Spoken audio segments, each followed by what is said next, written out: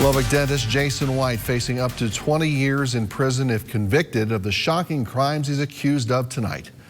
Hi everybody, I'm Brian Mudd. Lauren has the evening off. Mr. White's alleged crimes involved child pornography and the abuse of children, and the arrest warrant from U.S. attorneys described this in terrible detail. KMAX Laura Lawhead's been looking at these documents and has more on this developing case. Yeah, Brian, a tip from some parents led to the arrest of Mr. White at his dental office yesterday. Today, he appeared in federal court. It was an investigation that involved everyone from LPD to the FBI to even Homeland Security.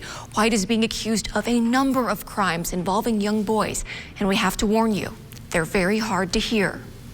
The U.S. Attorney's Office revealing new details in the case against Jason White. The investigation started when two parents tipped off LPD, claiming he had inappropriate relationships with their two teenage sons. But that's just the beginning. According to the arrest warrant, White coerced a 16-year-old boy into undressing and then showed him explicit videos at White's ranch in Post. He's also accused of giving 3 teen boys sex toys and asking them for explicit photos and videos, and requesting nude photos from a 17-year-old, among other things. The documents say White communicated with these teens through text and Snapchat.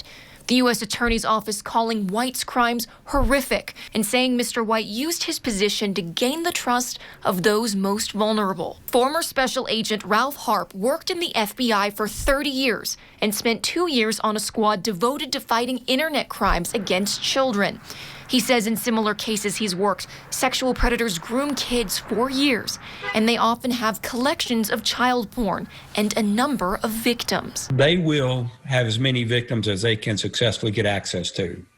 And their whole life is about sexual fantasy, that everything in their life revolves around that. They will do everything they can to fulfill their sexual desires. Harp emphasizes it's very common for these suspects to have a veneer of goodness, when at heart, they're anything but. They need to have access to children. The fact that they are these great people, or appear to be, may not be a positive thing at all. It's just a subterfuge to get what they want. Harp says for every image of child porn investigators find, that's a charge.